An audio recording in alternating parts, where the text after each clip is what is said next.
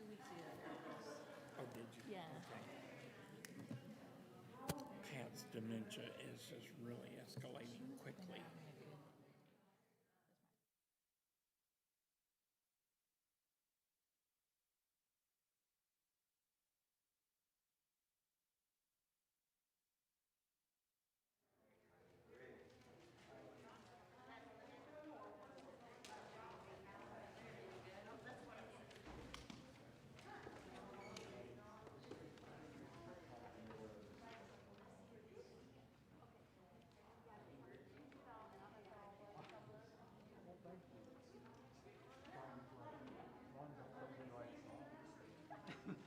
Even if you don't, it sounds good.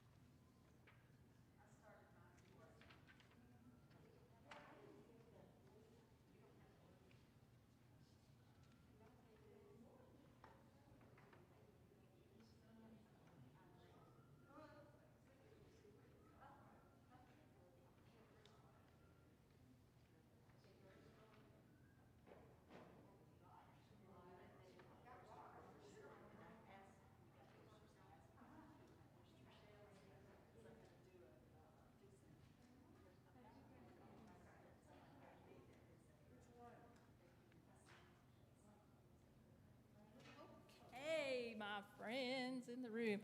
Hi.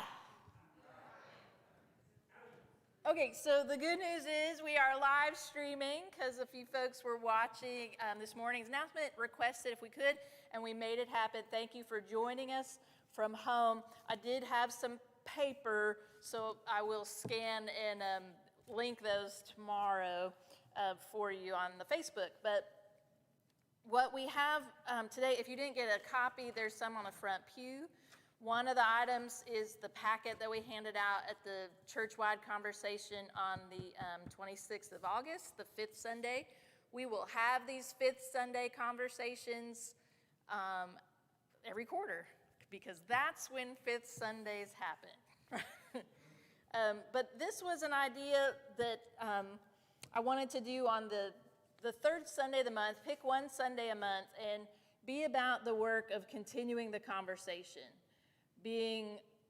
sharing helpful and hopeful things about what's happening around the church here, around the conference, and talking about the future of the denomination and getting us down the track. As a church, it is a good and hopeful thing for us to be in conversation, to listen to one another, and to be about the work of determining our pathway, okay?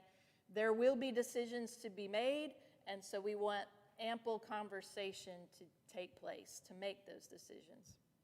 I called this session Me and Methodist because very much starts with me. I mean, a lot of folks think about, why did I come to a Methodist church? Many of you are from another denomination, grew up Baptist, grew up Catholic, Episcopal, Lutheran, and maybe by finding, I don't really know what it's like to shop for a church, to go from a place and find yourself welcome, but I do have my own journey I'll tell you about briefly. But I do think it's a critically important decision, the church that you choose to be your church home, right? And why you're there.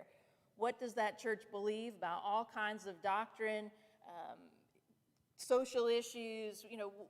Do you choose a church based on the people and the worship and what it feels like? How much influence do these things about what the denomination or that independent church say they believe and advocate for?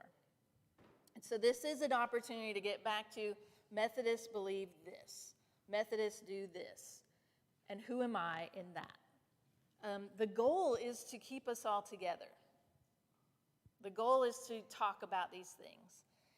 The goal is to grow. But I know that we also there's a lot of important discussions to be had. I'm staying up here at the pulpit because we are live streaming, so I'm on the camera. But if you want to visit, if you want to say something, the microphone down here, it'd be helpful if you came up and spoke into the microphone, or I'll repeat what you said for those who are watching so that, the sound might not pick up for those who are watching live stream. So we'll try at home for you to make sure you can hear whatever we're said, and I'll try to stay right here so the camera can be on me.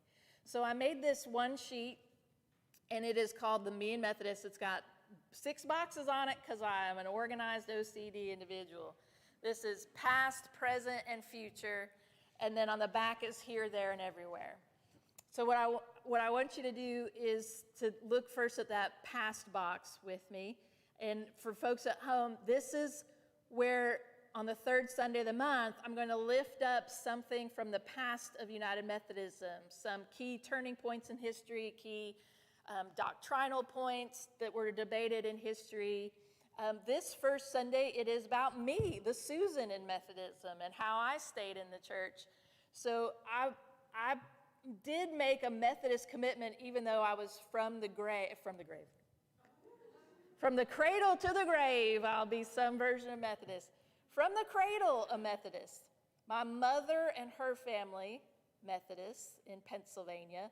My mother's grandfather was a Methodist preacher. My father's twin brother was also a Methodist pastor for a time, and then he went into drug and alcohol counseling as his second career. So I've got some Methodism roots, right? So I grew up confirmed in the 6th grade. Like you may have heard, I was very involved in the youth group, youth choir, mission trips, went off to college in Utah because I thought religion was no big deal. Now, what I say by that is, that one of the predominant groups, faith groups in Utah is the LDS Church, the Church of Latter-day Saints of Jesus Christ, the Mormon Church.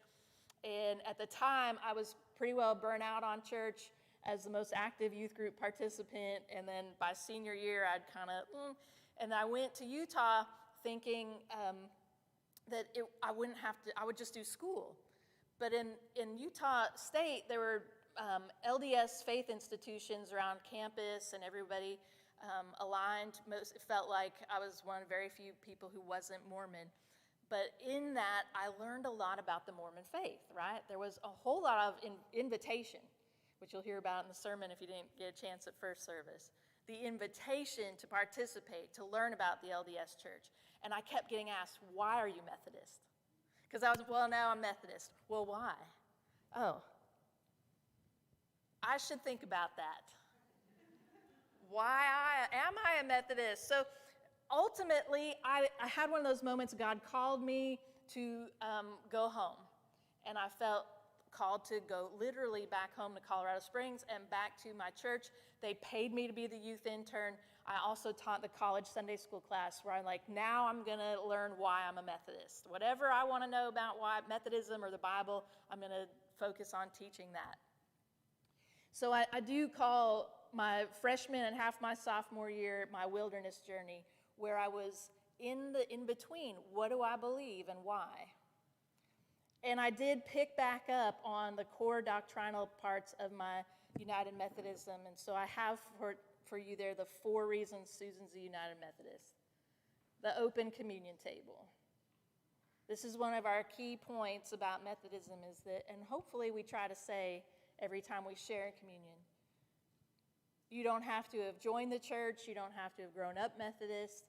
You are invited to Christ's table. It is open for everyone who wants to experience that together. So I place a high value on the open communion table. High value for me is on the theology of grace. So this idea, if you went through confirmation, helped with confirmation, you took a new member class or a Methodism 101 class, hopefully you've heard those 3 components of grace, the umbrella of grace: prevenient, justifying, and sanctifying grace. And we talk about it as like 3 parts of a house. That prevenient grace is the front door inviting you in and saying, the grace of God goes before you all the time, inviting you. Justifying grace is the one that makes it just as if I never sinned, takes away that sin, the grace of God given for me. Sanctifying grace is living in the house, learning how to take care of the house, build a foundational house, grow in your faith, sanctifying faith. And I do value the ordination of women. This is not a shocker. But I do value this because I know it is not so in every faith-based church or group or denomination. So I had to come to understand that about myself at that age in college. There had been female pastors at my church. My pastor, who was the senior pastor, was there like over 25 years. So he did an itinerate. Don't know how he got out of that. But so he was just like the lead pastor, and then some associate pastors who happened to be female would come and go here and there. But so I had to learn that this was something about the Methodist Church, that we have ordained women into full leadership as pastors for over 60 years.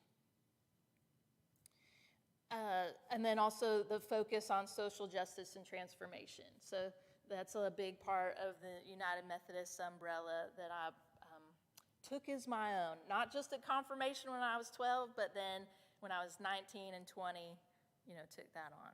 Now, you may have some stories like that as well. Why you chose a Methodist church or how you came to be here, or if you grew up in it. But then ultimately, my hope is that as a member of this church, that you are thinking about those why Methodist nuggets, who are Methodists, and what do we believe. So I need to kind of tell you how I formulated the rest of this document. I did a lot of reading of the articles that come across on United Methodist News Service. If you don't subscribe already to umcnews.org, get on the weekly mailing list. They will send you, it's full journalism reporting from around the world of all things Methodist. And I get a lot of the articles that you see here from UMC News, but also from Baptist News and some Catholic news sources because they're talking about us. We're in the news. And there are other denominations looking to kind of see and to share what's going on in the Methodist Church right now. So in the present box, in the second box on that page, I lifted out one of these news stories that came across my desk this week, and it was called "A Call to Examine United Methodist Real Estate."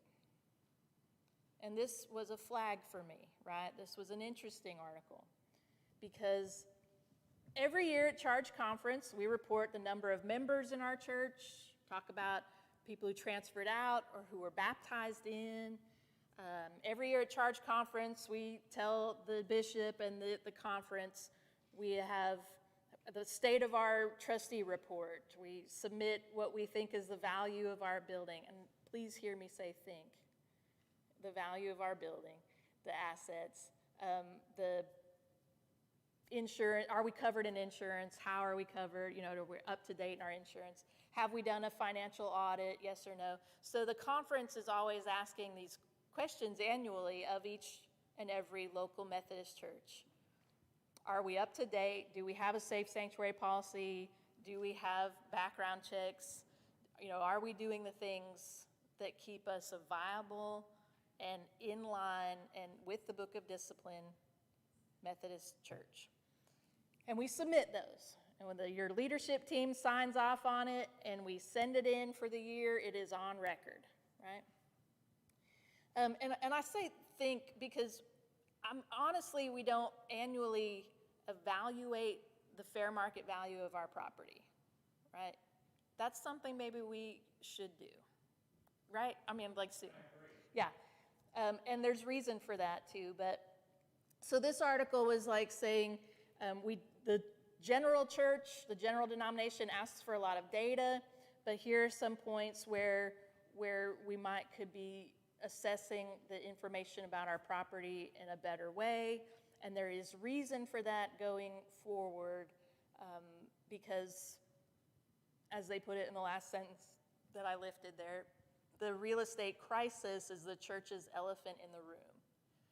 As churches determine whether or not to continue to affiliate with the Methodist Church, so much of that conversation is about property, debt, value, and who owns and has the right to own what. Now, the trust clause that's in the book of how we operate is that every local United Methodist Church is held in trust for the denomination. And that so all the property that we invest in here and the upgrades that we'll do, the renovation that we did and the renovation loan that we keep and is a liability, that is in trust for the denomination. So really it's like the denomination owns it, we are stewards of it. But if we determined to disaffiliate, then the question of those assets has been, does that go to the conference? And of course, most churches that wish and are processing disaffiliation, this is where it gets very legal and a lot of and sticky, and this is, the churches want to take their property with them, and really their debt should go too, right? Okay. So I lift that up as just one of the present articles that came across this week from umcnews.org. I'm sorry, it's just umnews.org. And then in the future, so here's where I got an article from the Baptist news source. This was an article talking about how General Conference has been delayed because of the global pandemic. The General Conference that we were to have had in 2020 was moved to this year. It would have been ending right now if it had been in 2021.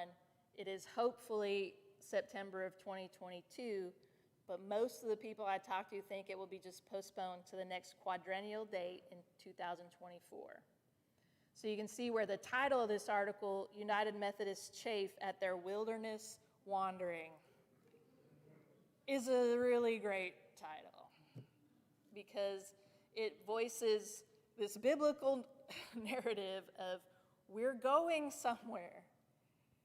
It feels like it's taken 40 years to get there, and we just don't know when. But we also have the needs of the people in the wilderness.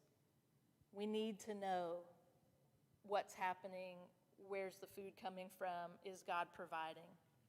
And for me, that food is, I guess, the sense of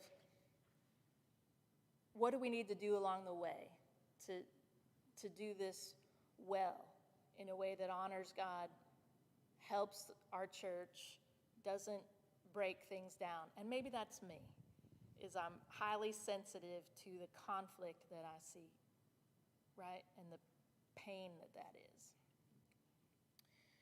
There are folks who are very clear about which promised land they want to enter. Okay? And not everyone sees the same promised land as the same destination. The conversation is about maintaining the book of discipline and traditional language, where we would, as it stands from the special session in 2019, of not ordaining those who are openly gay or not performing same-gender weddings. And some of the things that go around that. The other promised land is for those who want to see that complete inclusion and make that inclusion a part of the Methodist fabric and to take out that language. So in 2019, when it was voted on in a special session of General Conference to retain the traditional language, that just opened up the way for the protocol of reconciliation and grace through separation. So I do have copies of this. We will put a link out there for you to get the direct copy of the protocol. It's helpful, kind of like, to read the full report instead of just a news article about the report, right? This was the protocol that was done as part of a mediated event. The people who were a part of this mediation are all signers that said they were present, and it tried to be a very representative group from all along the spectrum of these positions. And the mediator, the guy that did this mediation, was, in recent history I read, that one of the things he worked on was distributing the funds that were given in support of 9/11 victims. Like, he was the guy who had to figure out how to do that. And so and I'm sorry I didn't have his name right here in front of me, but that's a big task, and so is this. So the protocol was formed by this group of people, mediated, and a lot of concessions to help make this process that most everyone sees as inevitable to happen well, with grace. If the separation is coming, this was what the folks felt like would offer the way to disaffiliate, where churches could retain their own property and their own assets and their own liabilities, where we wouldn't have to have prolonged. So remember that there's this judicial council side of the church, kind of like the Supreme Court, that as we would go to General Conference every 4 years and have legislation to change the Book of Discipline, sometimes the Judicial Council would say, not constitutional, and it would all be thrown out, and you'd start again in 4 years. So this protocol, which there are others that have come forward, other plans that other groups have tried to put forward for vote, but this one seems to have the most backing behind it still. Now, all of that could change in 1, 2, or 3 years.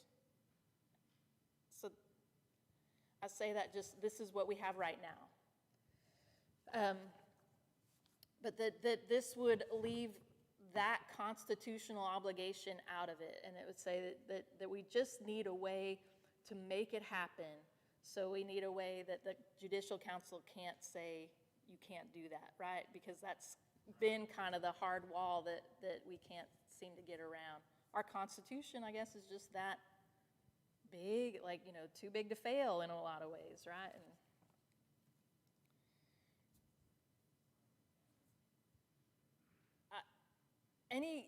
So I didn't read through this, didn't give you time to read through the full protocol. Those are some of the very brief highlights about it in terms of it's apart from the judicial review. Every church would retain its own assets, and there's a process for voting and deciding as a conference. So every local church in Arkansas once this is adopted in some form at the next general conference, then there's a way for every conference to vote. Arkansas, the Great West, the Northeast. So then you'd start to see the regional conferences in which way the whole conference plans to go. Now, an entire conference may not vote to disaffiliate and start a new denomination. And the only denomination I know that's got legs under it, that's being launched as a new thing, is a very traditional conservative expression of Wesleyan Methodism. It's called they've named it the Global Methodist Church. So there are churches and conferences who plan to align with the Global Methodist Church. And this protocol will help them get there. Every annual conference might also have a process for how churches who may want to leave before general conference happens now have a disaffiliation process. So if our church voted tomorrow to just be independent or to be GMC or conservative, like the GMC is not fully launched yet, but the structure, the plan is there. That if our church voted to just not wait and to decide our future and to vote to disaffiliate entirely, there is now an Arkansas process for that. I'll pause here for any questions or conversation. If you're online, I'm sorry we won't catch your conversation today. You'll have to email me. I can answer your questions, call the office, but This distresses me greatly. so Ken's comment was it's very distressing. Yeah, to even think that we would throw everything out the window and just possibly start all over from scratch as an independent organization is frightening. Well, I say that, I don't, so Ken's comment was starting over from scratch and being an independent organization is frightening. That's only one avenue that I know of. The other would be to disaffiliate to go with the General Methodist Church or to stay in United Methodist Church. And that's the one that will, ultimately will be on a progressive track to alter the Book of Discipline. Once the separation happens, I believe the United Methodist Church will stay on a track to change the Book of Discipline and to be more inclusive. But that will take several years as this process happens, and then a general conference for the remainder of the Methodist Church to say, for our Book of Discipline, we shall have it like this. So it's gonna take years, right? Miss Cindy. Let me understand, United Methodist Church, when we had the original vote for a while, the African section was one of the ones, and also the countries that are more Muslim, voted to not change the Book of Discipline because of gay rights. What you're saying now, and I haven't kept up with it, I've been reading COVID stuff, is that we are moving toward being more liberal. So what will happen with those other countries? Okay. Can I repeat your question for those at home? So Cindy's question was back in 2019 at the special session of General Conference where, remember, but the year before that we had all those plans about whether to stay with traditional language in the Book of Discipline or how to change it. And the vote at the 2019 special called General Conference was to retain the conservative traditional language of the Book of Discipline. And the vote, as Cindy mentioned it, was global. And so some of our conferences around the world, in different parts of the world, which are largely traditional and conservative added to that vote count, and so it was a global vote. Now, a lot of folks see the progressive side of LGBTQ and gay rights as a United States kind of conversation that some of the rest of the conferences aren't ready for, perhaps excluding Europe and some places, right? So your question was, the rest of the world, what will happen to those conferences in places like the Philippines and in South Korea and Africa, right?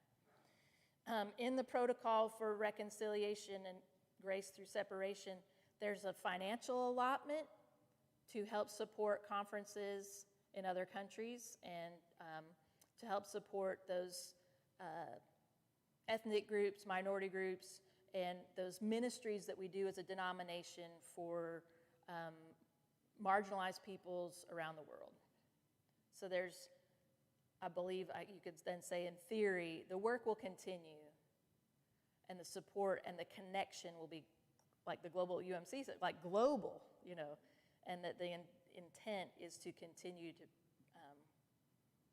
that some of those other conferences around the world will vote also to disaffiliate and join the global UMC.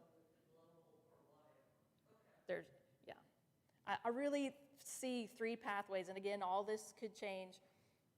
To disaffiliate and become a part of the emerging global Methodist Church, to remain in the United Methodist Church, or to just go independent, and maybe you align with something else. That, yeah, Miss Brenda.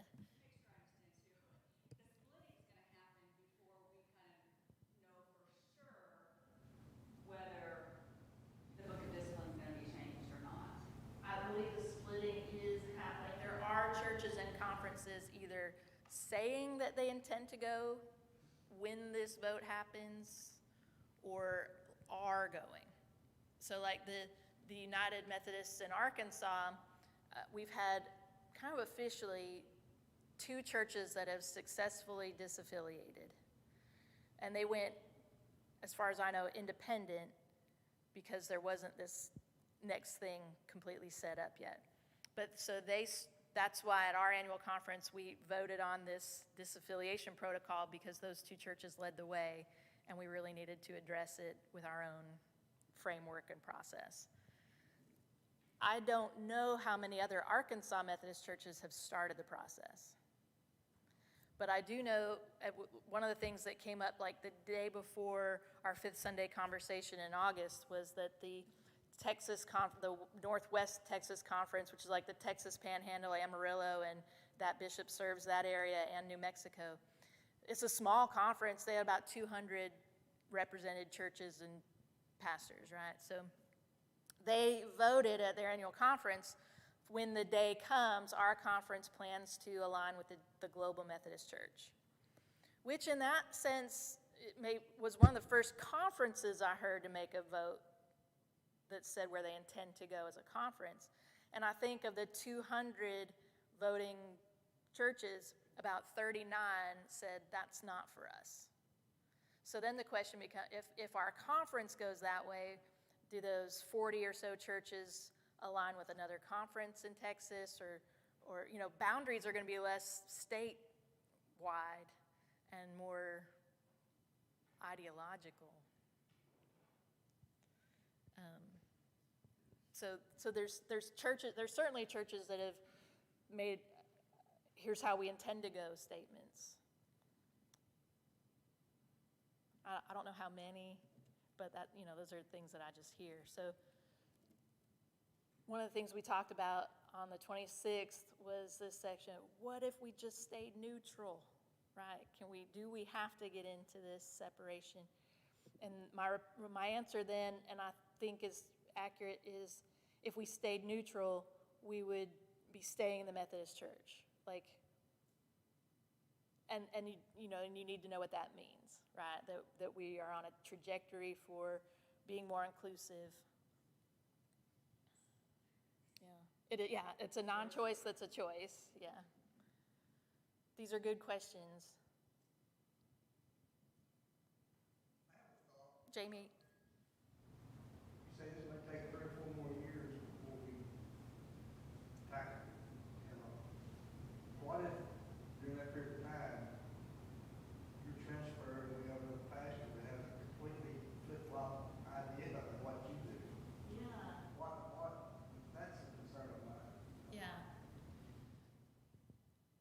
So Jamie's question was, as appointments continue to happen in this wilderness time every year or twice a year or however often, that you could receive a new pastor as a church that might want to go in a different direction than I do. And so I hope that by these regular conversations, we're going to get a sense of that. And one of the things you do anytime there's a pastoral change is you get a chance to tell the superintendent and the bishop, you need to send us someone who might really appreciate and understand where we are on this and not be coming in with an agenda. Or we do the work and decide. If we decide, and it could be 3 or 4 years before our decision is mobilized, but if we make the work and we determine our future, then you do get to consult with the bishop and the cabinet and say, and so you need to send a pastor who will. It's not good for a pastor who doesn't agree with you to come, and it's not good for the church to have a pastor who doesn't agree with you. The key, yeah, and then the key thing is, our church is very, very unique in that we do feel, in my assessment, fairly evenly distributed along these choices. And that's either going to make it harder or, yeah.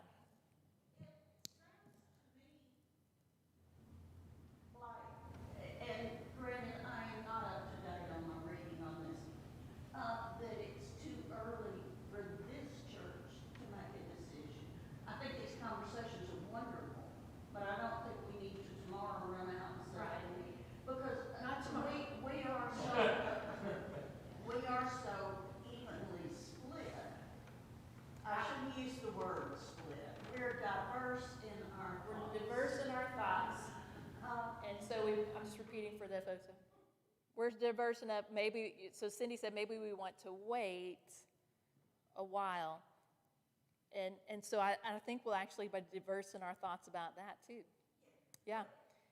Yeah. It sounds like the structure is not yet there to make the decision. A radical decision.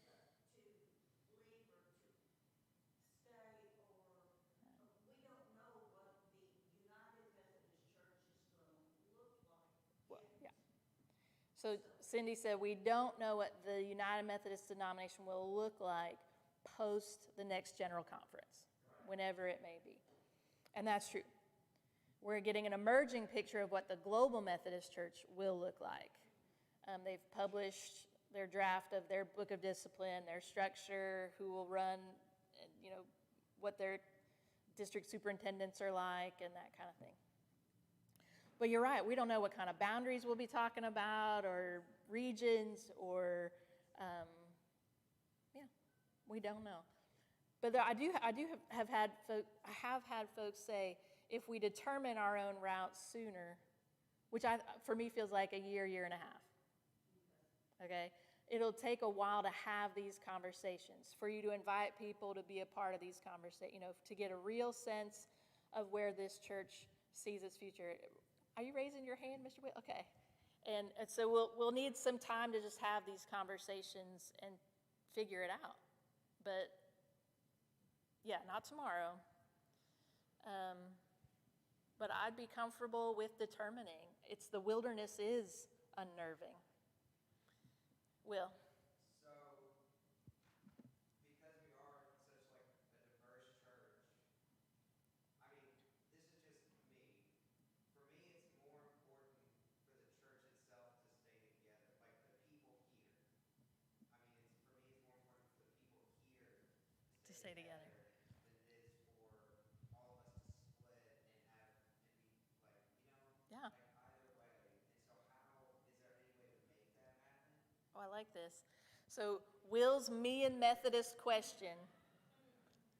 And he said, this is just me. So the me and Methodist from the balcony, from a senior in high school, right, who's grown up in this church, wants to know, can we just stay together? Right? Can we, as diverse as we are? And let me just say, that's what you've been doing for like 40 years. We are of such a variety of opinion, and yet we have been coming to the same table together in the same worship and the same Sunday schools, and we express these different opinions and we live them out, and hopefully we feel like God is, sharing in that with us, and that this is a place to be. I want me and Methodist wants that too, Will. I would love for everybody to just stay and be together. What I believe is that some of these decisions we will have to make a choice. And in that choosing, there will be some who just no longer feel comfortable. And it will be a hard time. But along the way, people have gone and people have come. So we can't even imagine what the future of our church will be. But God will be in this. There will be a church.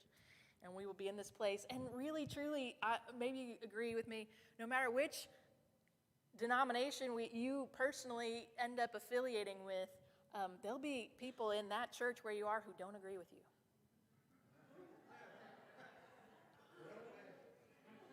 Yeah. Whichever, so even a church that's self-determined to do this and to be on this, that ultimately everybody in that church isn't really there either. It's just the nature of people, and minds change, or hearts change, or younger generations, or whatever it is. Miss Marion. Two questions. First of all, as I'm hearing, the Global Methodist Church is going to keep the current discipline unended. Is that right? Well, they're going to form a new discipline, but it will be the version that is appropriate to that denomination, where they will not ordain persons who are outwardly gay. They will not do same-gender weddings. So while they're going to create a new book, there'll be echoes of what it is now. And the second question, have any U.S. churches already aligned themselves with the global church? Oh, yes. So United Methodists, who are very conservative, have formed this plan and intend to align with it. So it is very much an active offshoot. It just hasn't yet had its, I guess to say official launch, because there's still this sense of waiting until the next general conference to see how the vote goes.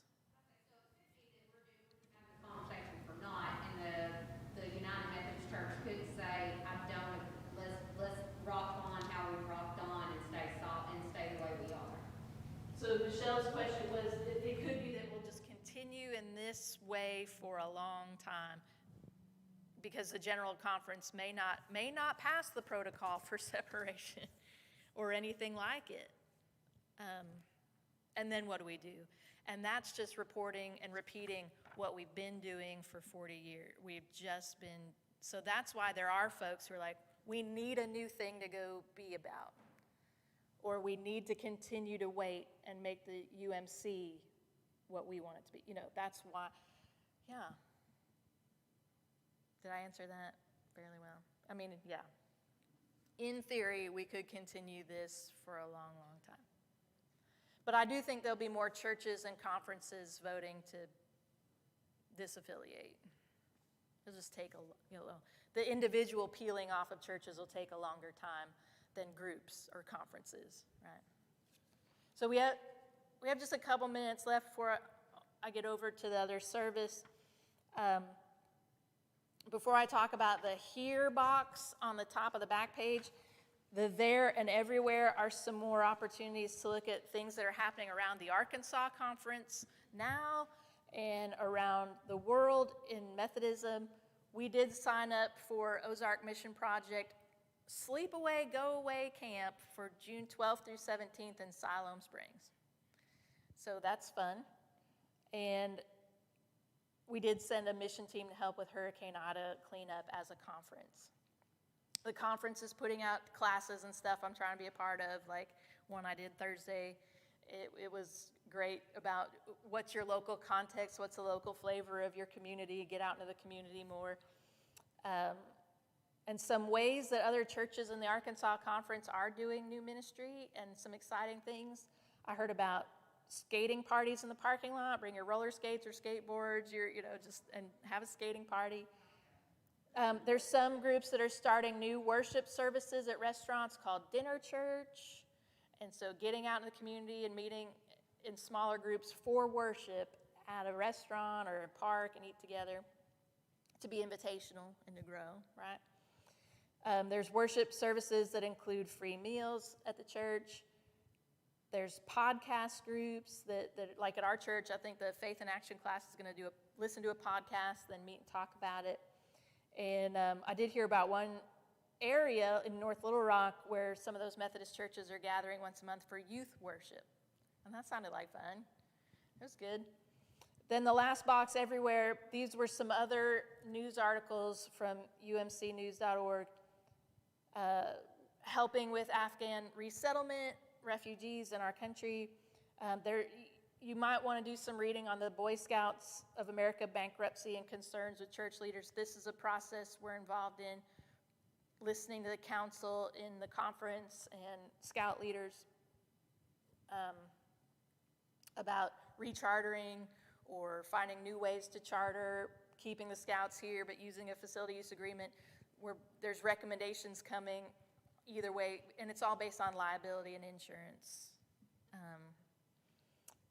You say there, the Nigerian bishop convened a meeting to address violence. They had a local farmer was killed in one area, and it created a lot of riots and response and social issues. And then there was a pastor at a church near my folks' house in Colorado Springs who's started an online gamer ministry. So, that's a good church outreach. So real quick around your church right here, some good things to think about.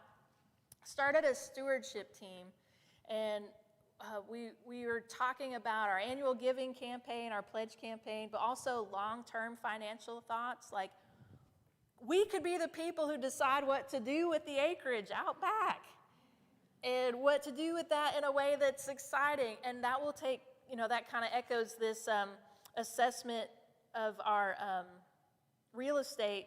We don't really know how much it's worth. We don't know what we could do with it. So the stewardship team will start some of that work for the leadership team about our property and our assets and how to be a great church in our community, how to do year-round giving, talk about giving, percentage giving, tithe giving, and even legacy giving and wills and estates and insurance and stuff like that.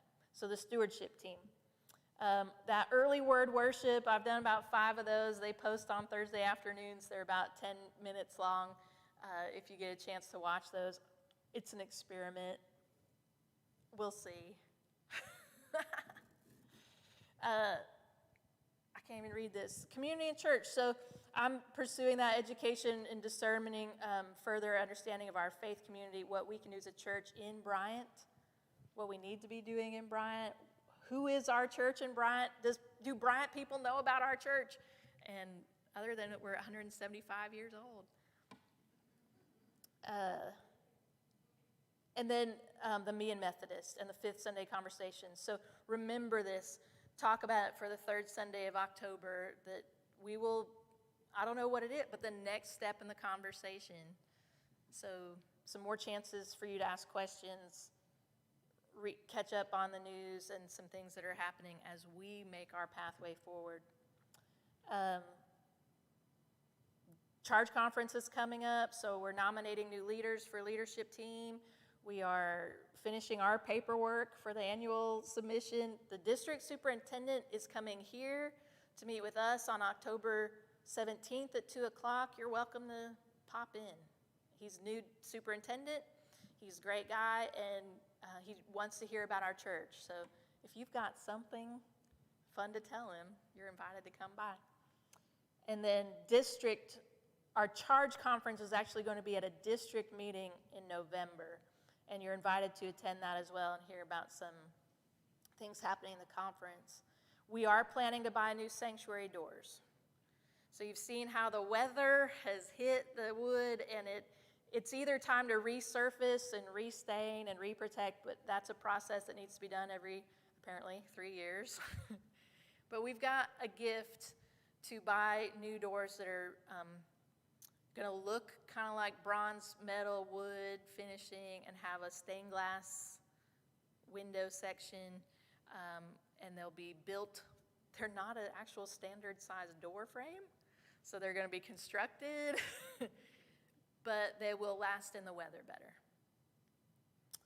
And this, we renewed our link with the Bryant Junior High to help support those students. So I'll leave another minute just to jump back. Did you have any questions about anything else that you want to hit on about the protocol or our church?